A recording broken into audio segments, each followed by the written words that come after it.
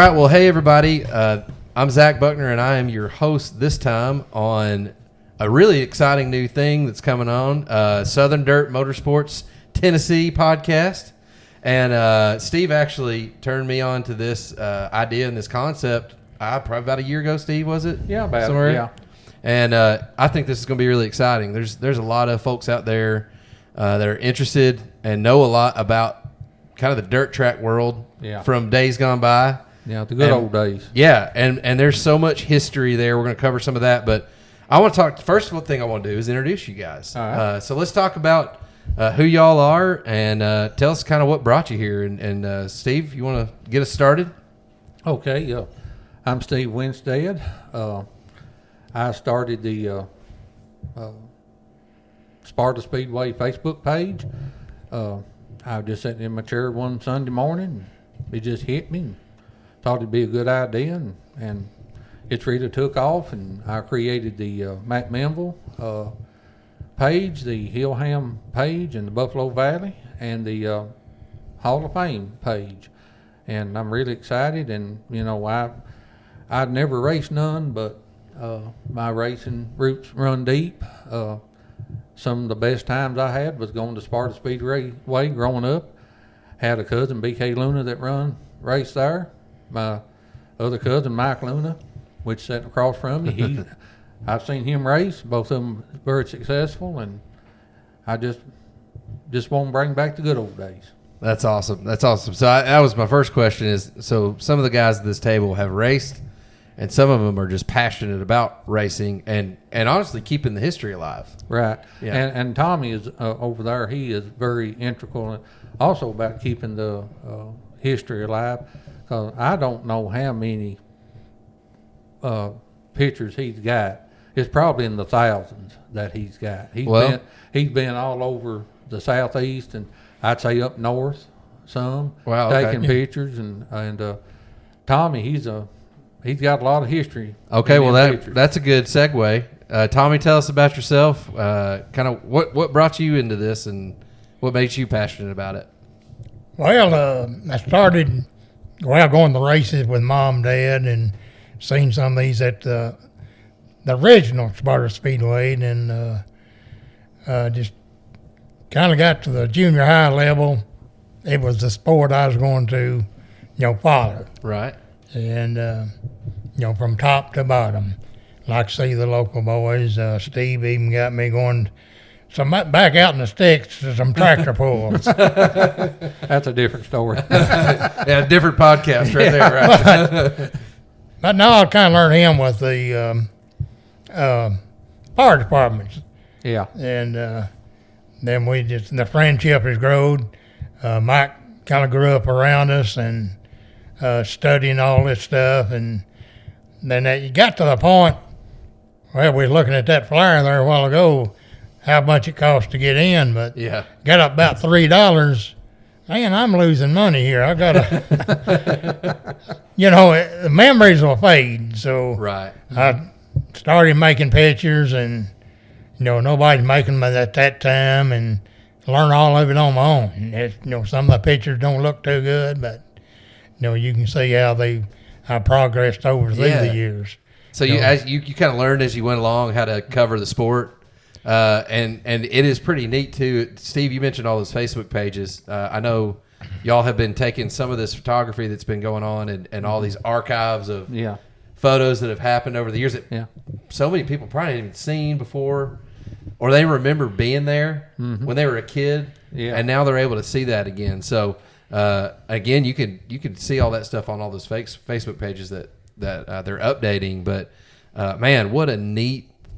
Just a neat group of people that participated, a neat group of folks that ran these races and worked on these cars, and all over the Upper Cumberland. Really, I mean, all over the nation. This was going on all the time. Right. And so it's such a neat sport to follow. So last but definitely not least, Steve mentioned we got a driver at the table. Yep. So Mike, tell us about yourself. I'm Mike Luna, and I feel like I was fortunate enough to be born in a racing family. My uncle was racing, and my dad always was with him. So I studied it from first memories. I was worried about racing, and what I was going to do, and I felt like I was just meant to drive. That's all I had on my mind, and we would always go sometimes 2 and 3 times a week when my uncle would race, and I would just always from early on I'd look at the cars and the drivers, and the drivers was always my heroes, not people that played ball. Nothing against that, but I felt like they was another level. Them guys that come before me and after, they risk their lives weekly or maybe 2 times a week or 3. When they strap in that race car, they might not be coming back. And I just always felt, they was a level above to me. Respect, because they risked their life. Most of them, like I did, work all week and then go to the races, and then they laid everything on the line when Left they went out there. Yeah. How old was you when you won your first race, Mike? In a car. Yeah.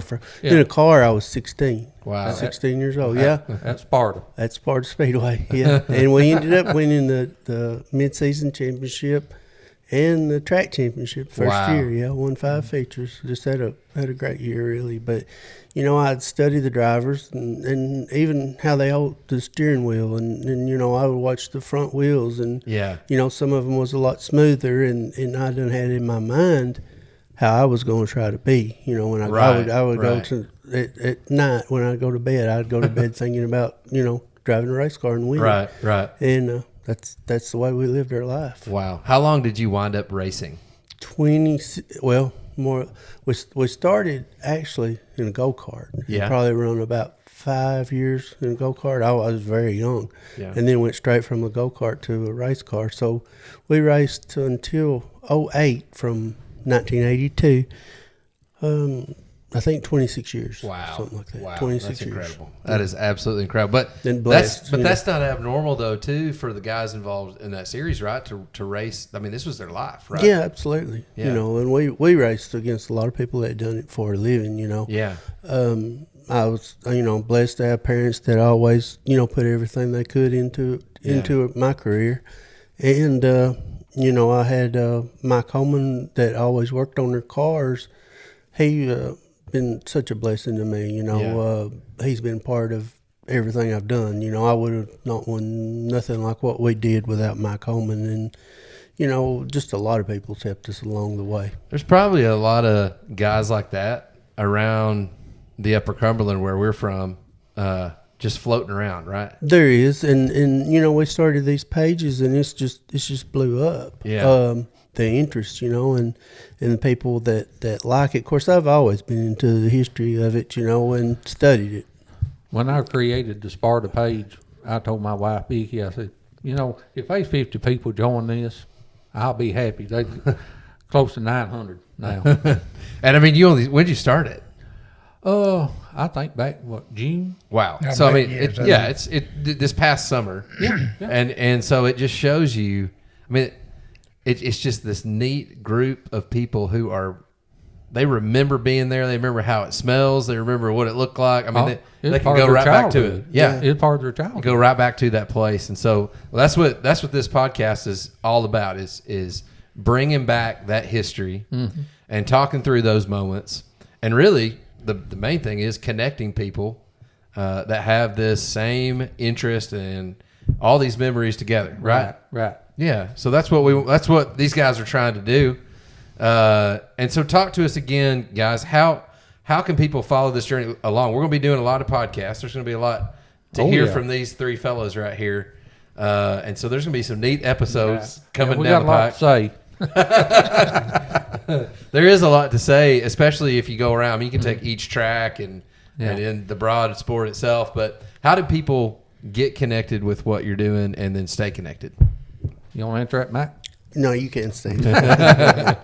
Well, of course, on Facebook. Right. And we're going to be, we're launching our podcast, be Southern Dirt Motorsports. And we're excited about that. Yeah. And we got a lot of neat stuff we're planning. Yeah. Why do you guys think that it's important to talk about the sport? and just the history. You know, we don't want them guys that was there before us and built on, you know, what we took on. We don't want their memories to die. You know, we want them to, you know, live somehow, recorded. You know, back in the day, the drivers in the Upper Cumberland, they were bigger heroes to us. Well, bigger than heroes to us and what the NASCAR drivers were. Right. You know, I told my late cousin BK one time, I said, you was the early version of Dale Earnhardt. And he was. Yeah. I mean, Wow. And he said, I said, either I had to drive rough or get run over. and that was the truth. Yeah. Tommy, what do you kind of want people to get out of this most, or what's the thing that you think is most important about doing this? I think it's going to be something that's neat. You know, what we done so far in 9 months here, that some of the drivers I'd forgot about, and somebody mentioned them, or somebody even put their picture up, and even that I made. Wow. And kind of get the driver's name straight. You know, there's one I was looking and it's noticed it today, the Gabe Sales. Yeah. Somebody put the 00. That's what I remember from Burgess Falls Raceway. Gabe Sales, Earl Lawrence, and BK Luna. No, that's going back, say, to 1961 or so. Wow. You know, that's what we're lacking right now from 1961 to about 71. Then we're real good from 71 up through probably 85 or so. The original Sparta racetrack was located behind Castle School down there at the convenience center. Yeah. You can still kind of see that line of it. Wow. Mm-hmm. So a lot of, and that's something, I'm glad you brought that up, Steve. So a lot of these tracks they're gone sort of from the map now. Yeah. Yeah. So talk about the tracks themselves. I mean, what's still left, or what, you know, what's the history and the heritage, and where are they? Well, I'll start with the Sparta Speedway, the original one, I think some of us call it. That's what started Cassville Lane off of Smithville Highway, west of Sparta. Spectators and the pit crews all went in that. Then they made another road after. They made Lucille Street for the pits to come in off Lucille Street. About where the corner of the convenience center is was the ticket gate. And kind of down through where the convenience center is now, where the grandstands and the concession stands and the bathrooms that they needed. Right. So it's weird. So listening to that, I don't know the history behind this stuff like you guys do. So what's neat is the geography of our communities was literally shaped around racetracks. Oh yeah. Absolutely. You know, that road exists because there was a racetrack there, right? That's the original reason that road was built. And how many stories are there like that? I mean, it's you know, if you go around the Upper Cumberland, that's not the only example. Businesses probably, right? Yes. Thrive because the racetrack is absolutely. near. We had a convenience store very close to the new Sparta Speedway, and most of the drivers that come from the west, like towards Smithville and Murfreesboro, Nashville, most of them would always stop at our store. And, you know, I'd get to know a lot of the drivers that way, you know, That's and cool. go out there and talk to them. And, you know, that's just all I thought about, really. And that wouldn't have existed had it not been for the sport. Right. Yeah. Exactly. It was an economic asset for the communities. Right. And just so we're clear, too, I don't want to assume everybody knows what in the world we're talking about.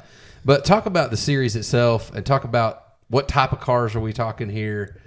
We talking sprint cars. We talk about what are we talking about? We're talking about mostly dirt late models, super Late late models that back in the day they used to be called modifieds. Right. When I can remember my first memories, there was like 3 classes. You know, they had what they call modifieds, which is super late models, and then they called the hobby class, which turned into the modified sportsman class. And then they had the straight stock class, and that was it. So, but eventually, you know, say like on up around maybe start 85, 86, all the tracks started adding more classes, you know. Gotcha. And seemed like the late model deal, they've started running crate cars. And back in the day when the supercars was just, it was a show, a happening, you know, when the feature come out. Now they've slowed these late models down and probably got 2 or 3 different classes. Right. So it's probably, our opinion is that the racing was probably much better through the 90s. I was lucky to be born in the era that I was to race. Sure. But I was a fan too. Yeah. And that was so good. Now they've kind of got the late model class watered down. They got a super late model class, and then they got a crate class with a 604 engine, and then they got another crate late model class with a 602. So you might go to a racetrack and have 3 different classes of late models, which, I feel like kind of watered things down a little bit. Right. We think that what we talk about here and where we're going to try to bring the history to the sport up to the best times, Right. a lot of people's got interest in. Gotcha. So there's sort of a sweet spot there. Exactly. Between in the 90s. Exactly. Yeah, yeah. And see, that's something I didn't know. And that's what's going to be so neat about this is talking about the era, sort of the glory days, right, of what was going on and just learning about the history there. So I think it's probably a pretty good place to wrap up for this episode. All right. Again, everybody needs to make sure they're following. There's 5 pages, right? Right. You got Sparta Speedways. Go through them one more time. Sparta Speedway, McMinnville Speedway, Hillham Speedway, and Buffalo Valley. Gotcha. And the Hall of Fame, we've got that page. We haven't added nothing to it, but it's coming soon. Good. Probably tomorrow night. I think we're going to go with maybe one. There's 7 members to start with. We started off with 7, and we're Right. going to try to do like a night. Every night we're going to try to put them up Gotcha. this week. And that's going to be neat to follow. I mean, again, these guys that are floating around, these legends that were here in the Upper Cumberland, living with us and going to work every day, and it's in the works. We're planning on bringing the Hall of Fame back the end of next year. awesome. And we probably should mention we've got several drivers already lined up to be on the podcast with us. Yeah, And, I think that the variety we have will be something nobody's ever touched on before. Yeah, this is going to be really neat. There's really nothing out there that I know of like this, and this is going to be a fun journey. Just talking with we these think it drivers, is, yeah. yeah, and going around, physically going around and getting a look at where these speedways used to be, kind of looking at the pictures and then and now, and just walking through. That's going to be really neat. There's a guy down at McMinnville has still got his dad's original dirt car. Wow. So Larry DeLong. we may get to see that then. Yeah. Yeah. Oh Okay. yeah. Okay. We're going. Yeah. We're going. And Awesome. and it's crucial because all the time there's drivers passing away, Right. And we just like to get to that and Yeah. save what they have to say, which Honor would be their very heritage. very Yeah. exactly be very interesting. Yeah. Out of the 7 that we first had, I think 3 of them is dead. We've lost Wow. 2 of them in the past year. Or I knew so. it was 3 or 4 was gone. So there's actually only 4 living, I think, out of the first. Well, it's gonna be neat to honor those guys and the heritage that's there, and just again, so many people don't realize that this even went on, and just what it meant to our communities. So, so everybody, make sure you're following along. This is gonna be a fun journey, this is just the tip of the iceberg here, just kind of getting started and letting everybody know what you guys are going to be doing. So, hey, thank you for letting me be part of the crew. I'm honored. Very much so. I don't know what in the world I'm doing here, but I sure do feel honored to get to sit here with you guys, and I'm really excited to watch the journey. Just having you guys talk about it for the last year or so, man, I'm excited about it. We are too, and we got some more things in the work. All right, we'll be announcing it when we get everything lined up. Well, everybody, thanks for tuning in. Make sure that you like and subscribe to keep track of what's going on. We'll be on YouTube, also on Facebook. Make sure you follow all the pages, and we'll see you soon.